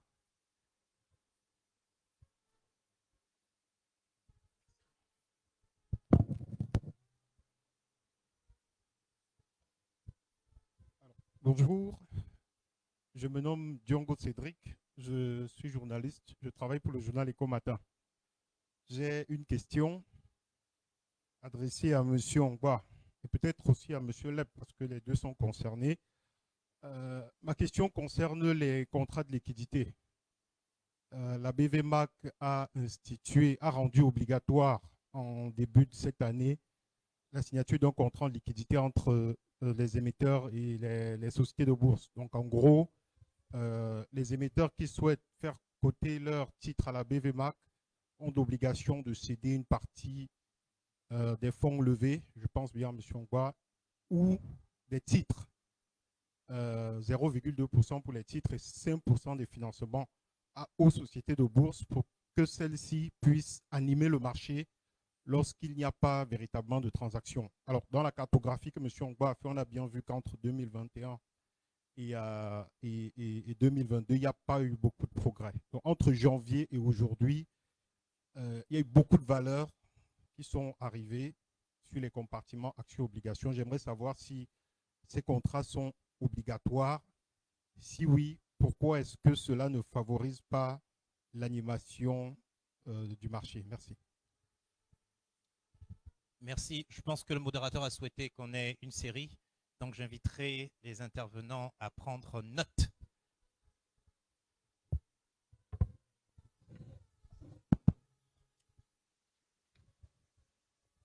Bonjour, moi c'est Tachemo, Brice.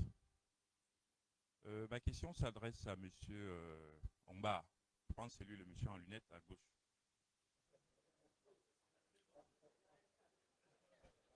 J'ai précisé à gauche, à ma gauche. Bon, nous sommes tous d'accord qu'il est difficile de mobiliser les fonds, notamment via le capital risque, comme madame le disait tout à l'heure. Bon, j'ai personnellement fait des recherches dans les deux principales villes, Douala et Yaoundé, uniquement les sociétés de capital risque. Bon, c'est vrai qu'elles ont l'agrément, mais dans les faits, c'est pas toujours ça. Hein, c'est pas toujours ça. Donc, face à cela, moi j'ai entrepris des démarches, notre structure a entrepris des démarches avec le capital risque à l'étranger. Donc, on est tombé sur des gens qui sont très intéressés par ce qu'on fait, mais il se trouve un problème. C'est faire entrer l'argent ici. Donc, j'ai dû faire des démarches au ministère des Finances et ils m'ont dit qu'il y a une loi qui a déjà été votée, mais il faut que le président de la République qui le ratifie, prenne le décret. Donc, dans ces cas-là, qu'est-ce qu'on fait? Qu'est-ce qu'on fait concrètement? C'est-à-dire, ce n'est pas évident de trouver des ressources ici, on les trouve à l'étranger, et maintenant, on veut les faire entrer ici pour mener les activités. Donc, qu'est-ce que vous nous proposez de faire, en fait? Et je veux aussi vous faire une suggestion, parce que la bourse, aujourd'hui, elle est récente. Je ne parle pas de la fusion, hein, je crois que même la Douala Stock Exchange, elle est récente, et, sauf que les interlocuteurs auxquels vous vous adressez sont un peu plus jeunes, c'est-à-dire, enfin, sont un peu plus vieux, si on va dire ça comme ça. Nos parents, ils n'ont pas connu la bourse, ça n'existait pas à leur époque. Donc, c'est beaucoup plus nous qui sommes vos interlocuteurs. Sauf que les entreprises qui sont cotées en bourse, c'est les entreprises pour la plupart qui sont créées avant qu'on ne naisse, avant que nous ne naissions en fait. Donc, vous voyez, ce n'est pas très évident pour un jeune de comprendre qu'il doit investir dans le coton, même si c'est ce que c'est, ou bien, je ne sais pas trop, je vais prendre quoi comme exemple, ou bien les VA, ouais un peu. Donc moi, je vous propose, aux États-Unis par exemple, ils ont créé des indices boursiers pour les entreprises beaucoup plus jeunes, quoi. Je pense que c'est le Nasdaq. Et donc, il est plus facile pour un jeune qui va mettre 1000 francs ou 10 000 francs, comme madame expliquait, de mettre de l'argent auprès de votre frère qui est peut-être à Macaque. Il va beaucoup plus mettre son argent dans une structure qui va peut-être lui dire qu'on va venir mettre, par exemple, je ne sais pas trop, un téléviseur, des vêtements, des chaussures, je ne sais pas si vous voyez un peu. Donc, c'est un peu cette vision-là que la bourse doit analyser. C'est-à-dire, essayez de voir comment vous pouvez mettre des indices qui vont permettre à ce que les entreprises du domaine électronique comme le Nasdaq puissent venir se faire coter là-bas. Par exemple, ici, si vous voyez, il y a beaucoup de financiers dans la salle, parce que peut-être c'est un événement qui touche à la banque, à la finance. En principe, vous deviez aussi avoir beaucoup de jeunes, peut-être un carreau d'étudiants, il faut essayer de comprendre. Ce sera très difficile. Vous voyez un peu, l'information sera difficile s'il faut faire transiter l'information de vous vers le grand public. En revanche, si vous faites ça, ça va aller du bouche à oreille, ça ira plus vite. C'est ce qui explique pourquoi il y a un succès, entre guillemets, des entreprises qui font dans la crypto-monnaie. Parce que ça va du bouche à oreille. Il ne faut pas la pousser à la télé. Et vous voyez que c'est un peu ça, c'était la proposition que je voulais faire.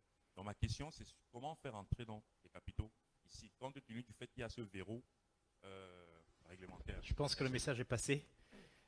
Mais vous avez pris une bonne partie du temps de la réponse. Alors, quand on a entendu l'homme aux lunettes, bon, on cherchait tout le monde, tous les hommes. Heureusement qu'il a dit à gauche. Oui, vous avez déjà posé une question, non? D'accord, le modérateur, je fais quoi? La dame derrière. Je ne vois pas de main levée, d'accord.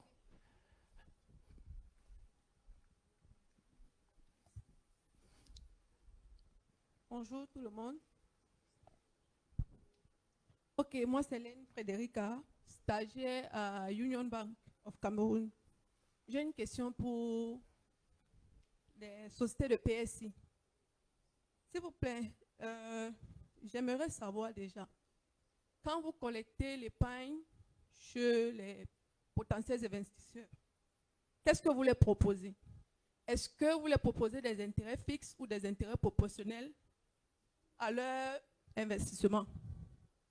Puisque vous collectez de l'épargne, comme vous avez dit, pour investir dans un actif qui a un certain prix et une certaine rentabilité sur le marché. Maintenant, lors de départager, comment est-ce que vous départagez? Est-ce qu'ils ont des intérêts fixes, comme les banques le font sur les épargnes, ou alors c'est selon les montants de chacun? Et deuxième question, s'il vous plaît, est-ce que le gain est garanti aux investisseurs? Nous tous, on a envie d'entendre la réponse. Hein.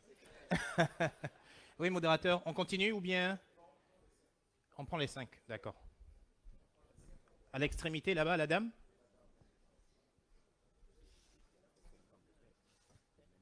Bonjour, je suis Marie-Christiane Maillot. J'ai deux questions, mais c'est toujours lié à la sécurité, en fait, finalement, de l'investissement, de l'épargne. La question que je me pose, parce que tout à l'heure, j'ai entendu parler de due diligence, c'est de savoir, notamment pour la société de bourse et les sociétés de gestion de portefeuille, est-ce que quand vous allez justement auprès des particuliers à qui vous proposez vos produits, ou alors des investisseurs potentiels, est-ce qu'il y a une due diligence qui est faite en amont? Si oui, est-ce que les résultats sont communiqués aux potentiels investisseurs, vraiment en termes de taux, valorisation de cibles, etc., quelle est la méthode qui est utilisée, qu'est-ce qui justifie que l'entreprise dans laquelle je veux investir va véritablement être rentable, viable, pérenne sur plusieurs exercices. La deuxième question, c'est par rapport à la sécurité, mais en termes de sanctions. Est-ce que si aujourd'hui je confie mon épargne à M. Cédric Ndalet, comment est-ce que si par exemple la société, elle ferme demain, votre société, elle ferme demain, comment est-ce que je fais pour récupérer? Est-ce qu'il y a un système d'assurance qui est mis en place pour garantir que finalement, je vais quand même récupérer une partie de ce que j'aurai? Est-ce que c'est le fonds qui est en banque qui me garantit? Ou alors, est-ce qu'il y a une véritable sanction, il y a des véritables sanctions mises en place par le régulateur finalement pour encadrer? Parce que l'encadrement textuel, il existe, on le sait, mais pratiquement, qu'est-ce qui est véritablement fait pour sécuriser en fait l'épargne à votre niveau? Parce que pour les banques, on sait qu'il y a des assurances, on sait qu'il y a une autre chose, mais à votre niveau, on ne sait pas trop. Et c'est peut-être ça aussi qui est... Merci. Merci. Alors, ça montre bien qu'on a envie d'investir, mais on veut être sûr, quoi. Et de la rentabilité et de la sécurité. Juste devant la dame. Ça va faire 5 après c'est ça? Très bien. Celui-ci. Il y a beaucoup de monsieur. Bonjour, je suis Dr Isidore Bikoko. Ce matin, depuis la première intervention, on a dit on n'a pas fait intervenir toutes les couches, sauf les financiers qu'on a dans la salle à majorité. Moi, je ne suis pas financier. Par contre, ma question que je veux poser résume un peu celle de toutes ces parties qui auraient souhaité être là. Ça concerne les entreprises de bourse, mais également les intermédiaires. Plus particulièrement, quelle est la démarche que vous avez mise sur pied pour intéresser l'autre, l'investisseur, celui qui est à la recherche du financement, et comment collaborez-vous avec les structures d'accompagnement à l'entrepreneuriat innovant? Parce que depuis que nous parlons de finances aujourd'hui, la PME a été longuement débattue ce matin pour dire qu'elle a envie de rentrer dans l'entrepreneuriat innovant. Et de plus en plus, avec le décret 2020 du 22 janvier, je crois que ce décret du Premier ministre régit quand même l'accompagnement de l'entrepreneuriat innovant au Cameroun. Donc, quel est, je peux dire, le rapport qui naît ou qui s'établit entre vous et ces structures? Moi, j'ai un accélérateur d'entreprise aujourd'hui et j'ai donc des startups que j'accompagne au quotidien depuis quelques années déjà. Et le vrai problème, c'est le rapport qu'il y a entre vous et eux. Donc, comment vous pouvez collaborer avec nous pour que, dès que j'entends sensibilisation, éducation financière, accompagnement, qu'on essaye peut-être de vous apporter aussi une proposition ou un accompagnement là-dessus. Merci. Merci.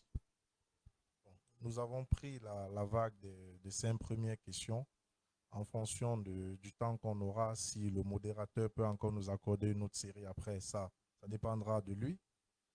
Donc, nous avons pris les 5 questions. La première question, elle est relative. Je rappelle d'abord les 5 questions. Après, je passe la parole aux différents panélistes pour répondre très rapidement. Donc, la première question, c'était sur le contrat d'animation. À quel niveau il se situe aujourd'hui, ce contrat d'animation? La deuxième question, c'était les difficultés aujourd'hui que les investisseurs ont à venir avec les fonds dans notre zone. La troisième question, c'était de savoir, lorsqu'on investit dans une société de gestion de portefeuille, est-ce que l'intérêt est fixe? Est-ce que le gain est garanti? La quatrième question, c'était lorsque nous faisons la due diligence, est-ce qu'on présente les conclusions? Comment on fait pour sécuriser l'épargne? Et la cinquième question, c'est quelle est la démarche aujourd'hui pour qu'il y ait l'innovation sur ce marché et quels sont les différents partenariats que la plateforme peut mettre en place pour accélérer ce marché? Donc la première question, peut-être à M. Omba. M. Omba, le contrat d'animation que vous avez signé en début d'année, il est à quel niveau? Bien, ce que je vais commencer par donner l'historique en fait des contrats de liquidité.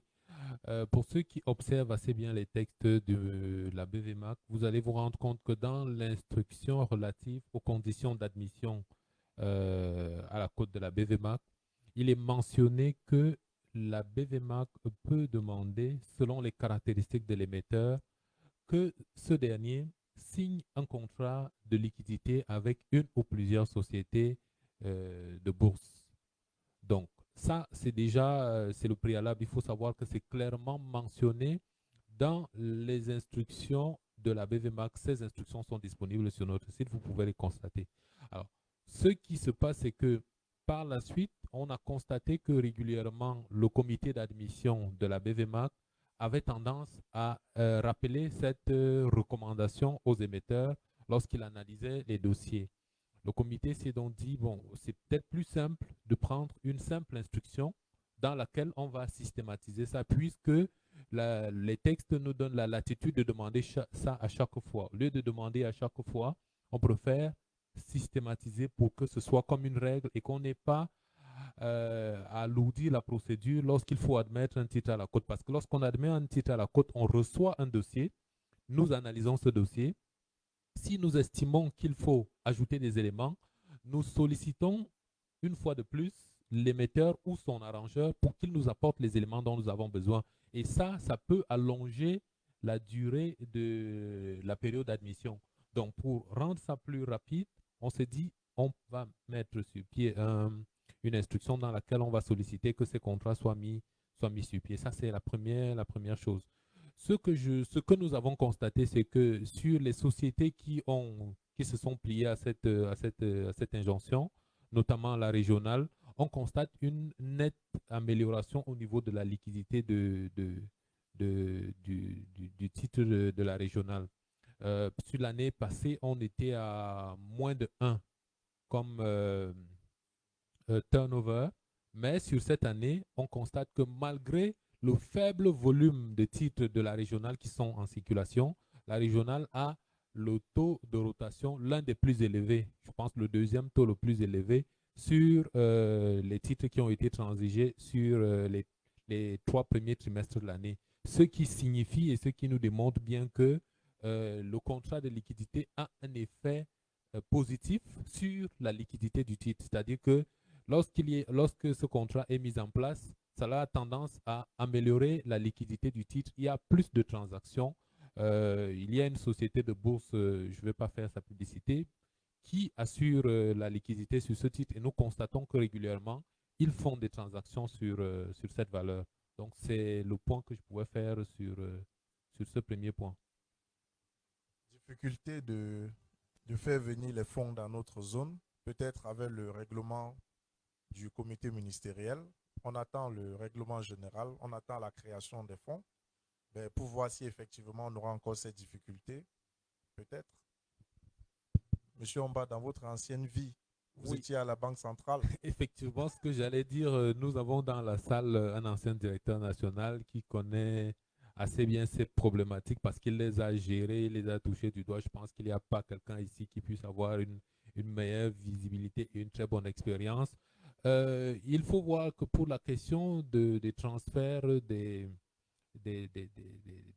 flux de revenus entre les États de la CEMAC et l'extérieur, il y a des questions de réglementation de change à régler. Et l'ensemble de ces questions a été traité dans le cadre d'un règlement. Et ce règlement subit une application actuellement qui est assez stricte. Il semble, le directeur général de la BVMAC a engagé des démarches pour qu'on puisse créer une sorte un canal à l'intérieur de ce règlement, un canal qui puisse faciliter les activités pour les investisseurs ou alors ceux qui veulent faire des opérations sur le marché financier. Mais c'est vraiment encore au niveau de la phase des réflexions préliminaires. Il s'est engagé déjà auprès de certains investisseurs parce que la même problématique se pose lorsqu'il faut rapatrier les revenus. Alors, les sociétés de bourse et les banques qu'on a constatées, particulièrement les banques, nous ont rassurés en disant que non, il faut simplement que l'investisseur qui veut faire entrer des capitaux sur le territoire de la CEMAC, qu'il déclare les revenus, qu'il explique le motif pour lequel il fait rentrer ces revenus. Et lorsqu'il faut faire ressortir les revenus, il faudrait que le motif qui amène la demande de sortie des revenus corresponde à l'objet initial de l'opération. Il ne faudrait pas que ce soit lié à une autre activité qui pourrait s'apparenter peut-être soit du blanchiment ou je sais pas, au financement d'une activité, une activité illicite. Donc, ce sont les quelques éléments que je peux donner sous réserve. Peut-être que l'ancien directeur national ici nous donne de meilleures précisions là-dessus. Merci. Nous sommes vraiment tenus par le temps. Il y a déjà le modérateur général qui me regarde. Peut-être on va d'abord avancer. Donc, une autre question à M. Dallet, celle de savoir, est-ce que les gains sont garantis dans votre société de gestion de portefeuille? Si je mets 10 000, j'ai 20 000 à la fin d'année? Si je dis ça, M. Kofi m'enlève mon agrément demain. Il est assis, il attend cette réponse. Mais avant de répondre à cette question, je vais un peu revenir sur la question du monsieur qui parlait tout à l'heure des indices boursiers. Vous savez, en Afrique centrale, on n'a pas encore d'indice boursier. Mais on a une alternative à ça. Ce sont les fonds communs de placement. Quand vous achetez un titre, une part de fonds communs de placement, vous n'achetez pas un titre, vous achetez un panier de titres. C'est-à-dire que si mon fonds commun de placement, c'est un fonds action, et que dans ce fonds, j'ai plusieurs sociétés qui font dans plusieurs domaines, en achetant une part de ce fonds-là, vous achetez une part de chaque société, malgré les montants fractionnés. Donc pour le moment, c'est l'alternative qui existe ici. Il y a 11 sociétés de gestion de portefeuille, dont 9 sont ici au Cameroun. Elles sont toutes présentes. Vous vous rapprochez de chacune d'elles pour savoir comment est-ce que vous pouvez souscrire à ces fonds. C'est vraiment c'est quelque chose qui est accessible à tout le monde. Il ne faut pas être multimilliardaire comme des gens pensent généralement pour avoir accès à ce marché-là. Avec 100 000 francs, 200 000 francs, pouvoir avoir accès à un fonds commun qui, lui, derrière, fera ses placements à votre place. Donc ça, c'était pour la partie indice boursier. Mais tout à l'heure, on a parlé avec le DG de la BVMA, il a dit qu'il y a un projet qui va dans ce sens, créer un indice boursier justement sous-régional qui va peut-être aussi répondre à votre préoccupation. Maintenant, pour revenir à la question de la dame, les sociétés de gestion de portefeuille, lorsqu'elles commercialisent leurs fonds communs de placement, elles prennent d'abord le soin d'émettre ce qu'on appelle une note d'information et une note d'information détaillée. Ces notes d'information sont d'abord transmises à la COSUMAF qui va valider la note d'information dans le dossier d'agrément du fonds. Donc, quand on vient vers un client, on lui dit, nous, on ne vous vend pas un taux, mais on vous vend une performance. C'est-à-dire, si vous investissez chez moi, voilà les titres dans lesquels je compte investir, voilà comment ils se présentent, et la performance actuelle de ces titres est évaluée à tant de temps. Si, avec les transactions que nous réalisons sur ces titres au quotidien, voilà un peu la performance à laquelle nous comptons arriver au terme d'une certaine période. Donc, ce n'est pas un taux qui est fixe comme dans un DAT. Aucun fonds commun de placement ne peut vous vendre un taux fixe. Ça n'existe pas. Mais par contre, le gestionnaire va vous faire comprendre que dans le type de fonds que vous voulez investir, il va acheter des titres qui sont apparentés, qui sont liés à tel marché. Ces titres sont cotés à tel taux. Et voilà un peu la rentabilité que vous pouvez espérer en investissant dans ce fonds. Donc, on parle ici de rentabilité espérée. Je peux vous dire, par exemple, s'il vous dit la rentabilité attendue serait peut-être de 4% ou de 5% en fonction des titres dans lesquels ils investissent. Mais il se trouve qu'au finish, le fonds performe à peut-être 7%, voire 8%. Parce qu'il faut comprendre que les gestionnaires d'actifs, eux, ils n'achètent pas justement les titres pour les garder. Ils achètent les titres pour faire fonctionner le marché. Donc, ils achètent en fonction de l'opportunité qui se présente. Ils peuvent les revendre, avoir la plus-value qui va aller justement dans le fonds. Ça va faire augmenter la valeur du fonds en fonction des titres qui sont disponibles. Quand ils récupèrent de la trésorerie, ils investissent dans un autre titre en fonction de l'objet du fonds, justement, qui peut être mieux rentabilisé et ainsi de suite.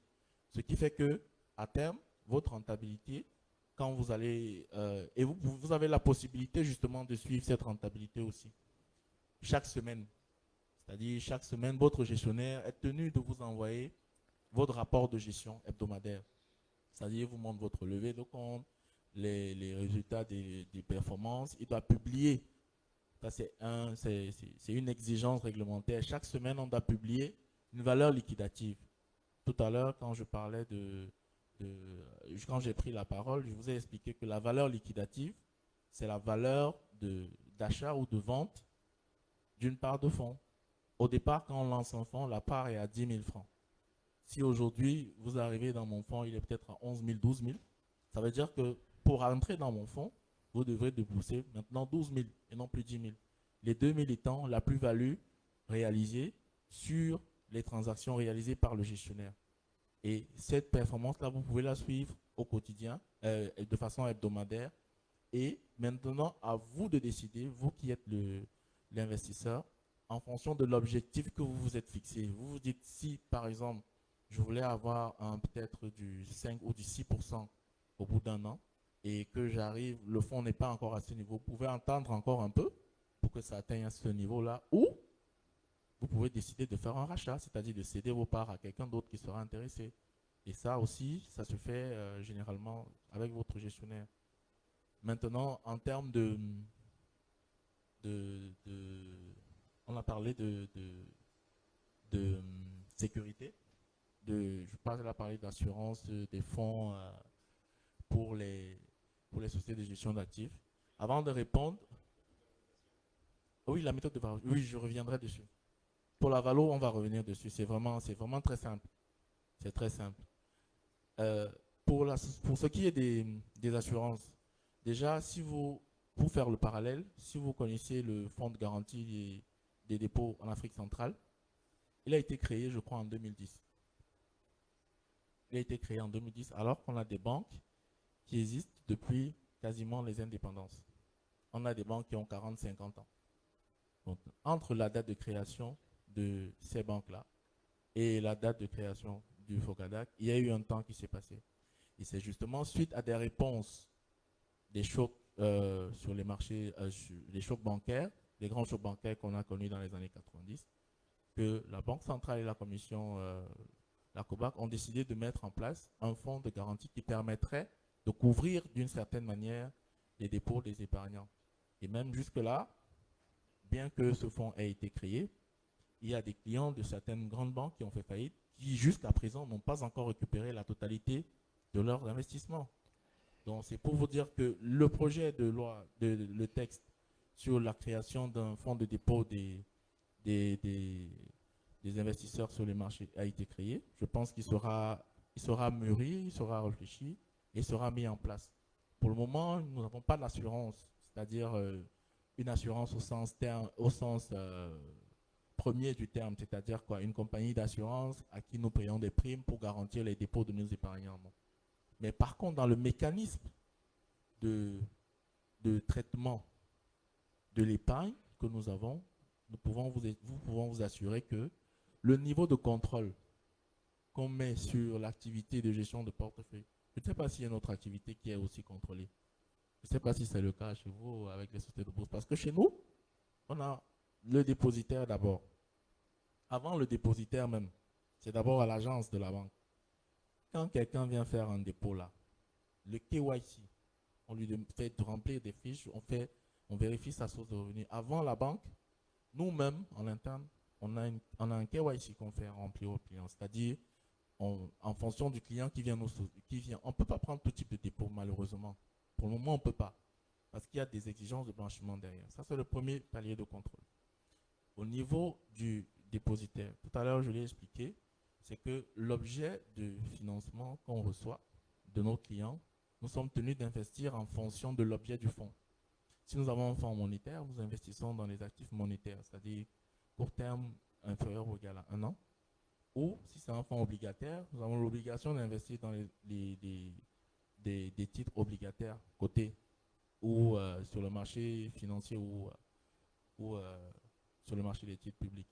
Donc, ces titres-là, pour ce qui est du marché des titres publics, les émetteurs, généralement, ce sont les trésors des États, généralement. Et derrière, il y a un mécanisme du compte d'amortissement de la Banque centrale. C'est-à-dire que chaque fois qu'un trésor émet un OTA, une obligation de trésor assimilé ou un bon du trésor, derrière, la Banque centrale prélèvera dans le compte du trésor qui est logé à la Banque centrale un certain montant pour enflouer le compte d'amortissement. Et à l'échéance, le mécanisme de règlement livraison va s'effectuer. Donc là, au moins, l'argent qu'on reçoit, on l'investit directement en titre. On ne le garde pas dans notre trésorerie, dans nos comptes, pour vous promettre un rendement à la fin. Parce que nous, on ne fait pas de crédit à la clientèle. Comment est-ce qu'on pourrait performer des fonds si on ne réussit pas à les placer? C'est pareil pour les titres qui s'échangent à la BFMAC. Vous pouvez espérer vendre un titre avec une cote ou une décote. C'est comme ça que les fonds actions fonctionnent, c'est-à-dire en fonction de la plus-value qui est réalisée sur les performances émises par les émetteurs. Nous, les gestionnaires d'actifs, on se base dessus pour faire justement notre analyse à nous. On dit, OK, on estime que dans 6 mois, cette action va valoir tant. Si on cède de tel nombre, on récupère telle quantité en cash et derrière, on alimente notre fonds, on va sur notre titre, ainsi de suite. Donc voilà les principaux, c'est le deuxième niveau de contrôle au niveau du dépositaire. Dans le troisième niveau de contrôle, c'est le régulateur. Chaque semaine, je suis tenu de leur envoyer l'évolution de mes fonds, la liste de mes souscripteurs.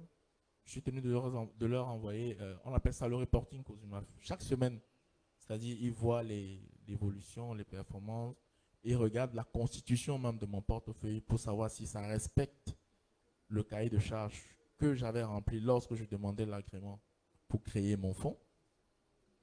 Je leur envoie ça chaque semaine, ils vérifient. le 4e niveau de contrôle, c'est au niveau des commissaires aux comptes.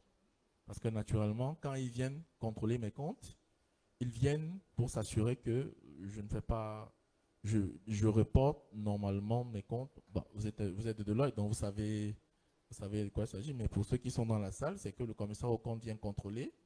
Il s'assure que vous respectez la réglementation COSUMA, vous respectez la réglementation, que ce soit OHADA ou IFRS, et que votre contrôle interne est assez efficace pour permettre justement ces désagréments de faillite-là. Et maintenant, en cas de faillite, qu'est-ce qui se passe? Là aussi, vous avez posé la question là-dessus. Si je puis me permettre, on a dépassé déjà de 30 minutes le délai extrême.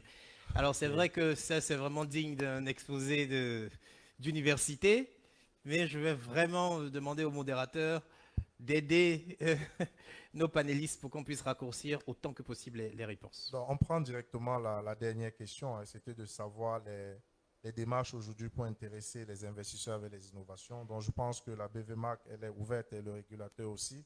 Dans mon ancienne vie de régulateur, on recevait vraiment tout le monde, tous les courriers, et on répondait.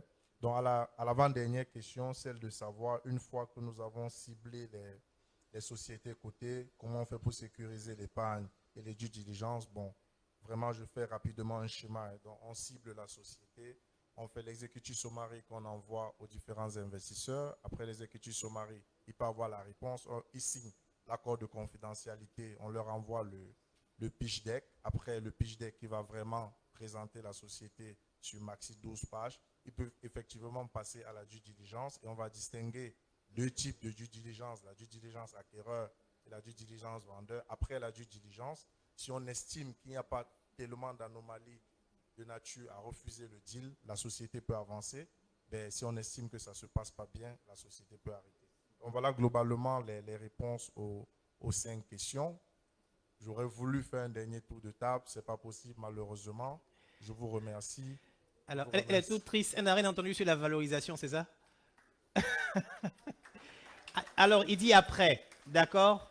Donc, on reste en contact. Vous restez avec nous tout à l'heure pour la photo, mais moi, je me rends compte qu'on ne peut pas régler la question de la liquidité en silo. C'est-à-dire qu'il faut que tout le monde travaille ensemble. C'est ça le problème. Comme le dit au niveau d'élite, ils disent que tant que les investisseurs n'ont pas l'information, ils ne viendront pas.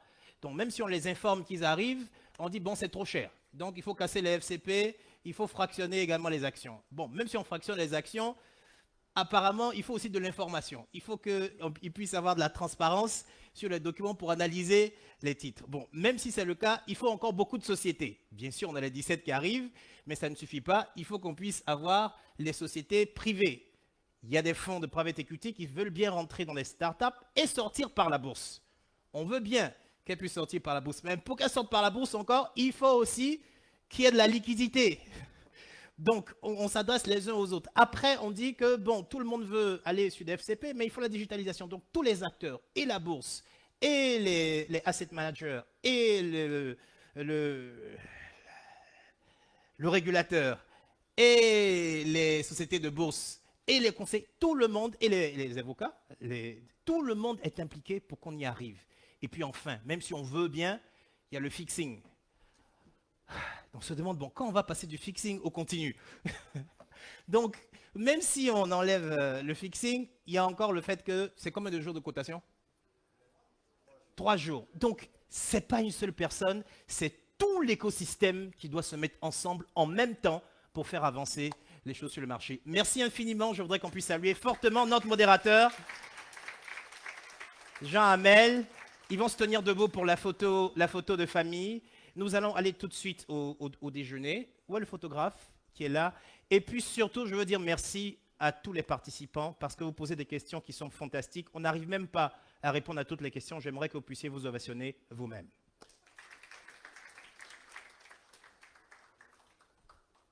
Ah oui, je dois être là, non?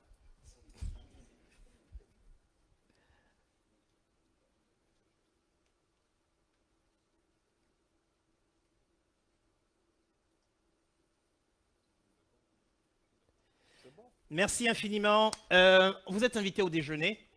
Donc, on va manger rapidement. Jean, en 30 minutes. C'est possible, non? Et puis, on revient dans la salle pour la suite de la journée.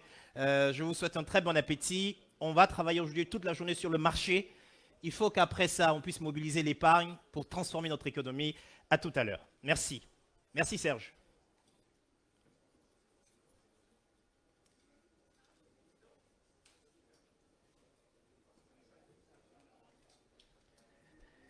Business évolue et grandissent. Chez Perenity Software, nous nous sommes donnés pour mission d'accompagner nos clients en garantissant la réussite et la pérennité de leurs projets. Comment? Quel que soit votre champ d'activité,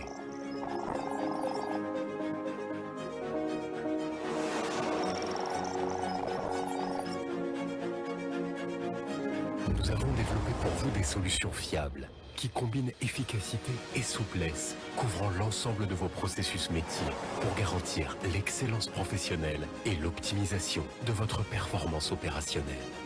Tout ceci à travers des modules homogènes et finement conçus pour répondre à vos besoins. La solution Manar offre une intégration front-to-back globale pour des stratégies précises et réfléchies.